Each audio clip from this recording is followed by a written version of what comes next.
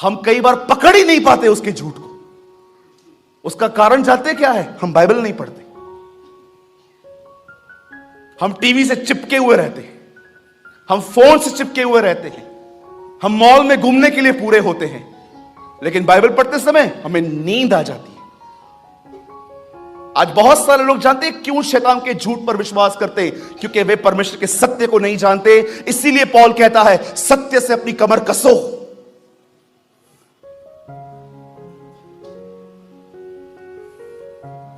आज मैं आपसे पूछना चाहता हूं, क्या आपके साथ भी तो यह नहीं हो रहा? शैतान वहां पर आके कहता है कुछ नहीं होगा, इसे बिंदास खाओ, कुछ नहीं होगा, तुम निश्चय ना मरोगे। आज भी देखो सेम झूठ बोलता है, खा खा खा, देख अश्लील वीडियो, कुछ नहीं होगा, परमेश्वर बड़ा दयालु है। आज भी सेम बात बोलता है। जानते हो शैतान का सबसे बड़ा झूठ क्या है? परमेश्वर के वचन को गंभीरता से मत लो, तुम न मरोगे। वो आज भी यही करता है। बहुत सारे जवान बैठे हैं यहां पर, आप पॉर्न वीडियो देखने के एडिक्ट हो। जानते हो क्या देखकर वो आपको अश्लील फोटो दिखाता है?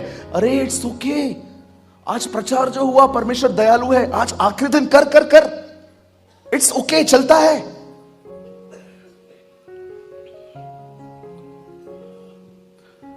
अमेजिंग बात थी ना, पूरी अदन की वाटिका उनकी थी, पर फिर भी उसने उनका ध्यान वहां लगाया जो चीज उनकी नहीं थी। आज भी आप देखिए, आपके पास घर है, सेहत है, परिवार है, कुछ पैसे हैं, अच्छे तन पे कपड़े हैं, बहुत कुछ है, लेकिन आज भी आपका ध्यान उस जगह पर है जो चीज आपके पास नहीं है। और वही चीज सोच सोच के वो आपको डिप्रेशन में लेकर गया है। अरे देख तेरे पास नौकरी नहीं है, अरे तेरे पास ये नहीं है, अरे तेरे पास वो नहीं है। मुंबई में एक दिन मेरी मदर ने मेरे को टिफिन दिया जब मैं जॉब करता था। मैं खाना लेकर मैं काम पे जा रहा था। मैं स्टेशन से नीचे उतरा, मेरा डब्बा हाथ से छूटा।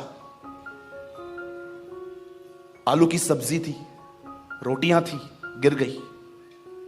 मुझे लगा किसी का पैर स्लिप हो जाएगा, खामखा कोई गिर जाएगा, इससे अच्छा खाने को साइड में रख देता हूं। मैं वहां पर कैंटीन में गया पेपर लेने के लिए। मैं वापस आया, एक बच्चा बैठ के वो खाना खा रहा था।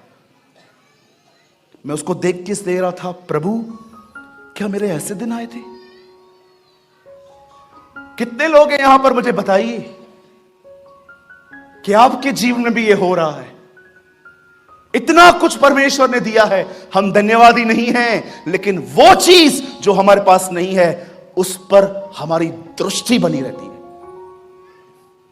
मैं कितने लोगों से मिलता हूं, hi hello praise the Lord जय मसीह बोलता हूं, उसके बाद जब मैं बैठता हूं उनके साथ और वो अपना मन खोलते हैं मेरे सामने, मुझे हैरानी होती है। मुझे लगता है Lord he is in depression, he is in depression. एक बहन मिली मुझे 3 हफ्ते पहले। उस बहन का, उसके पति का किसी और के साथ अफेयर है। उससे आके मुझे बताया, बोला ब्रदर मुझे हर दिन सुसाइड करने के ख्याल आते। ये पूरे उसके काले हो गए थे, यहां पूरे डार्क सर्कल्स आ गए थे उसके ऊपर। मुझे उसको देख के डर लग रहा था ये अपने आप को कुछ कर न दे। मैंने कहा बहन आप क्या चाहते हो?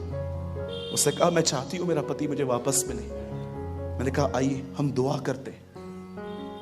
हमने प्रार्थना की। मैंने कहा हम दुआ करते हैं कि आपका घर प्रभु बनाए। लेकिन मैंने देखा नकारात्मक सोच ने उस बहन की हालत क्या कर दी थी। सोच यहां रही है, सब ये काला पड़ गया था। आज मैं आप में से हर एक से पूछना चाहता हूं, यहां जितने भी लोग खड़े हैं, जिस दिन चर्च होती है उस दिन ठीक है, लेकिन जिस दिन नहीं होती उस दिन आपका ध्यान कहां रहता है?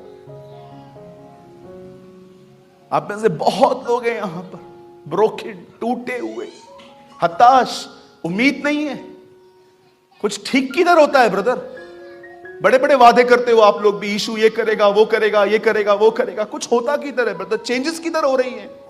पति शराब पीता है, बच्चे सुनते नहीं है, कर्जा बढ़ रहा है, घर नहीं है अपना, परेशान हो गई हूं, दूसरों के घर पे बर्तन मांजती हूं मैं सुबह से लोगों से मिला, आज मुझे तरस आ रहा था उनको देख करके, प्रभु कहां ध्यान चला गया है हमारा।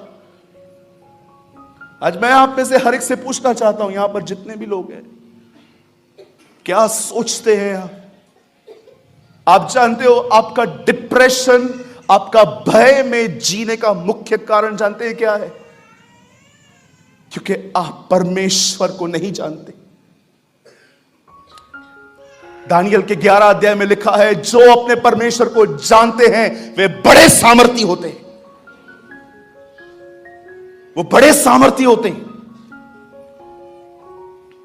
परमेश्वर को जानिए, प्रभु को जानिए, वो कौन है। मैं उदाहरण देता हूं आपको एक, जरा सोचिए, इस सभा के पूरे होने के बाद जब आप इस गेट से निकलेंगे और अगर आगे बढ़ेंगे और आप देख रहे हो आपके सामने 10-12 खतरनाक कुत्ते आपकी तरफ आ रहे हैं, आप क्या करोगे? मैं अपने बारे में बताऊं, मैं वहां से भाग के वापस इधर आऊंगा। मुझे ताकत नहीं है उनसे लड़ने की, फाड़ खाएंगे वो मुझे। लेकिन जरा सोचो, अगर आपके हाथ में एक बहुत बड़ा लॉयन है, बहुत बड़ा शेर है, और उसकी डोर आपके हाथों में है और आप उसको लेके यहां से निकल रहे हो और सामने से कुत्ते आ रहे हैं, अब कितने लोग वापस आएंगे? अरे इन कुत्तों, दुष्ट आत्माओं से डरते हो? यहूदा का शेर हमारे अंदर रहता है, वो हमारे अंदर रहता है और हम इनसे डरते हैं। आप जानते हैं आप किसे मानते हैं? आपको पता है आपका परमेश्वर कौन है? कहीं ऐसा तो नहीं है कि बाइबल के द्वारा आपने परमेश्वर को नहीं जाना है, पर मात्र इस किताब को आपने केमिस्ट्री की बुक की तरह पढ़ा है। आप जानते हो आपका परमेश्वर कौन है?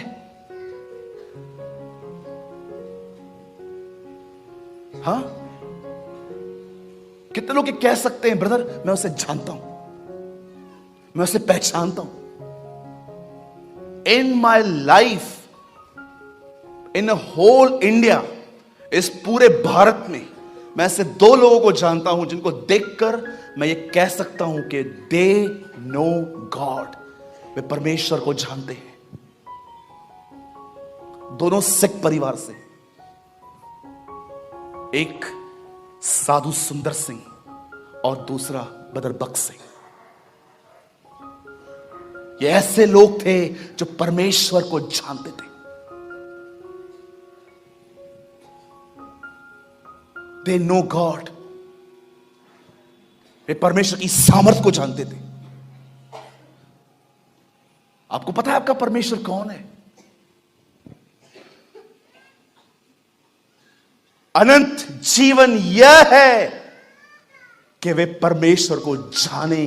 मरने से एक रात पहले यीशु ने अपने घुटनों पर बैठ के ये दुआ की थी, हे पिता, अनंत जीवन यह है कि वे अद्भुत यीशु, उस अद्भुत परमेश्वर और यीशु को जिसे तूने भेजा है, जाने। जरा सोचिए, एक रात पहले यीशु प्रार्थना कर रहा था, पवित्र आत्मा उसके अंदर था। और जानते हो, इस प्रेयर को देखो, बड़ी अद्भुत प्रेयर है ये बाइबल की। यीशु का शरीर, उसमें आत्मा, पवित्र आत्मा, और परमेश्वर स्वर्ग में है। यीशु प्रार्थना करना शुरू करता है, हे पिता, समय आ पहुंचा है, पुत्र की महिमा कर, पुत्र तेरी भी महिमा करे। अब समय आ गया है, तूने उसको सारे प्राणियों पे अधिकार दिया। अचानक यीशु हट जाता है और पवित्र आत्मा बोलता है, मैं प्रार्थना करता हूं लोग तुझे और इस यीशु को जाने। मरने से एक रात पहले यीशु ने दुआ की कि लोग परमेश्वर को जाने, क्योंकि वचन कहता है जो उसे जानते हैं वे बड़े सामर्थी होंगे। कहां सामर्थी होंगे? अपने भीतरी जीवन में। इसीलिए पौल कहता है, मैं तुम्हारे लिए प्रार्थना करता हूं कि तुम उसकी आत्मा की सामर्थ्य से अपने भीतरी मनुष्य में बलवंत होते जाओ। वो ये नहीं कहता डरपोकों की तरह, प्रभु मैं प्रार्थना करता हूं इनके जीवन में कोई तकलीफ ना भेज। आप पौलुस की प्रार्थना सुनिए, आप उसकी प्रार्थना को पढ़िए। वो एक बार ये नहीं कहता परमेश्वर मैं प्रार्थना करता हूं इन लोगों के लिए उनके जीवन में कोई समस्या ना आए, लेकिन वो कहता है मैं प्रार्थना करता हूं तेरी आत्मा की सामर्थ्य से ये अपने भीतरी इंसान में बलवंत होते जाए। वो अपने लोगों के लिए यह प्रार्थना करता था। जानते हो हमारा परमेश्वर कौन है? यह वही परमेश्वर है जिसने इब्राहिम को 100 साल की उम्र में बेटा दिया। एक दिन एक आदमी यीशु के पास आके कहता है अगर मेरी बीवी मर गई, अगर एक औरत ने शादी की और हस्बैंड मर गया, फिर दूसरे से की, तीसरे से की, चौथे से की, पांचवे से की, 6 से की, 7 से की, जब न्याय का दिन आएगा ये किसकी पत्नी कहलाई जाएगी? जानते हो यीशु क्या उत्तर देते? तुम भूल में पड़ गए हो। क्यों? क्योंकि न तुम परमेश्वर को जानते हो न उसकी सामर्थ को। यीशु कहता है तुम भूल में इसलिए पड़े हो क्योंकि न तुम उसे जानते हो, न तुम्हें उसकी कुवत, न केवल तुम्हें उसकी ताकत का अंदाजा है। जानते हो हमारा परमेश्वर कौन है? यह वही परमेश्वर है जिसने सृष्टि बनाई। यह वही परमेश्वर है जब इसहाक ने बंजर जमीन में जोता बोया, बाइबल बताती है बंजर जमीन में से फसल निकली। यह वही परमेश्वर है जिसने याकूब को इस्राएल बनाया। यह वही परमेश्वर है जिसने लाल समुद्र को 2 भाग कर दिया। यह वही परमेश्वर है जिसने यरीहो की शहर पनाह गिरा दी। यह वही परमेश्वर है जिसने दानियल की मांद में आकर शेरों के मुंह बंद कर दिए।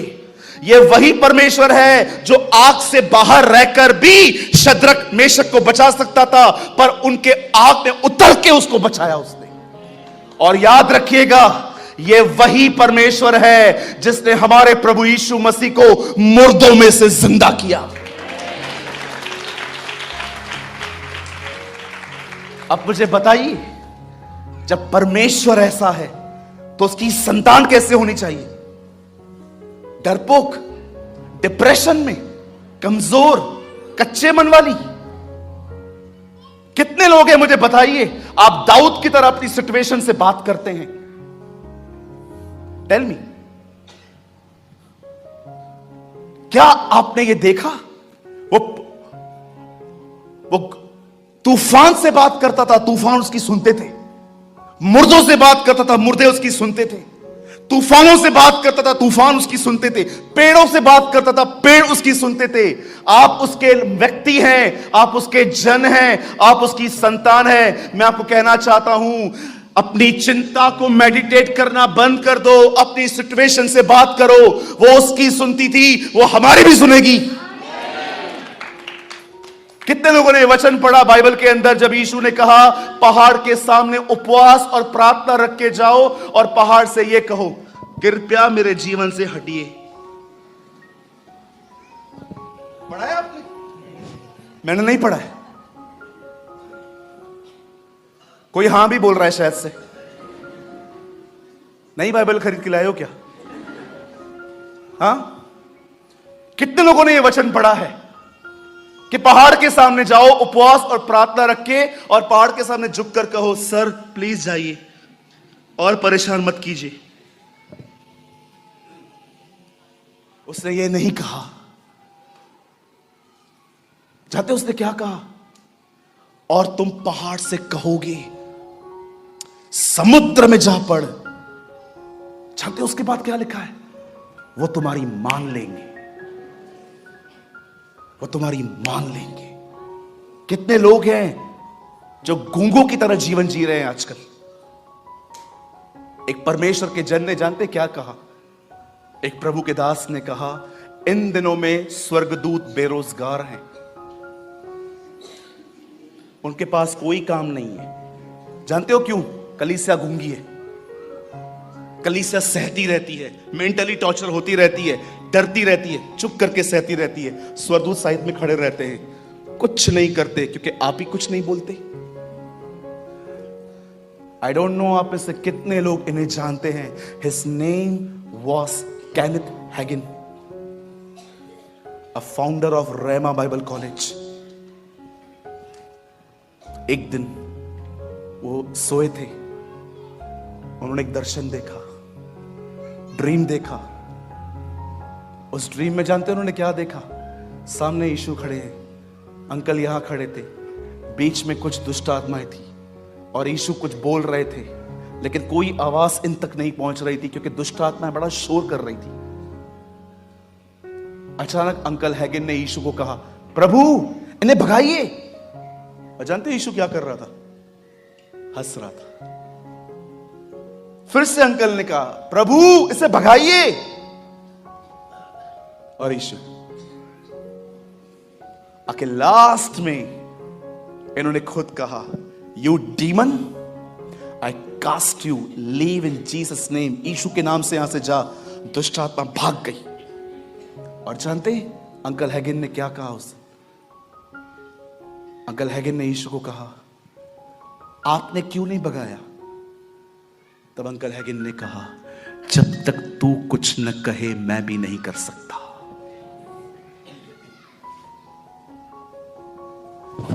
जब तक तू कुछ न कहे मैं भी नहीं कर सकता। कितने लोगों को मत्ती 1:1 पता है? हाथ उठाइए। Come on lift your hand. Matthew 1:1, मत्ती 1 अध्याय का 1 वचन किसको पता है? हाथ उठाइए। जानते क्या लिखा है? इब्राहिम की संतान, दाऊद की संतान, यीशु मसीह की वंशावली। कभी आपने सोचा है बाइबल इन 3 नामों से क्यों शुरू हुई? इब्राहिम जब अपने बेटे को मारने के लिए जा रहे थे, तब जानते हो उन्होंने क्या कहा अपने सेवकों को? तुम यहीं ठहरो, ये लड़का और मैं वहां जाएंगे, आराधना करेंगे, वापस लौट आएंगे। इब्राहिम, आपको अपने बच्चे को मारने के लिए कहा गया है, आप ये कैसे बोल रहे हो कि हम वापस आएंगे? क्योंकि इब्राहिम जानता था कि परमेश्वर यदि मैं इसे मार भी दूं तो परमेश्वर इसे मुर्दों में से जिलाएगा। और बाइबल बताती है इस विश्वास के कारण उसने ये कहा, हम वापस लौटेंगे। कितने लोगों ने दाऊद के विषय में आज सुना? गोलियत से लड़ने से पहले वो क्या कहता है? जैसे शेर और बालू को फाड़ता हूं वैसे उससे भी फाड़ूंगा। और हमारे प्रभु यीशु मसीह के बारे में कितने लोगों ने सुना? उसने क्या कहा? यह जरूरी है कि मैं मारा जाऊं, गाड़ा जाऊं, मुझे पीटा जाए, मुझ पे थूका जाए, परंतु याद करना और सिमरन करना, तीसरे दिन मैं मुर्दों से जी उठूंगा। आप जानते हो बाइबल की शुरुआत इन 3 नामों से क्यों हुई? क्योंकि ये तीनों विश्वास से चलने वाले व्यक्ति थे। इब्राहिम की संतान, दाऊद की संतान, यीशु मसीह। इब्राहिम ने बेटा दिया,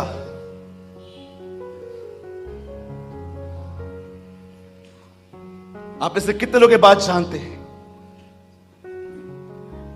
इब्राहिम ने बलिदान किया, दाऊद के बेटे ने मंदिर बनाया। जब एक व्यक्ति बलिदान करता है तब मंदिर बनता है और मंदिर का नाम होता है यीशु मसीह, जीसस। मेरे भाइयों, मेरी बहनों, आज एक निर्णय लो।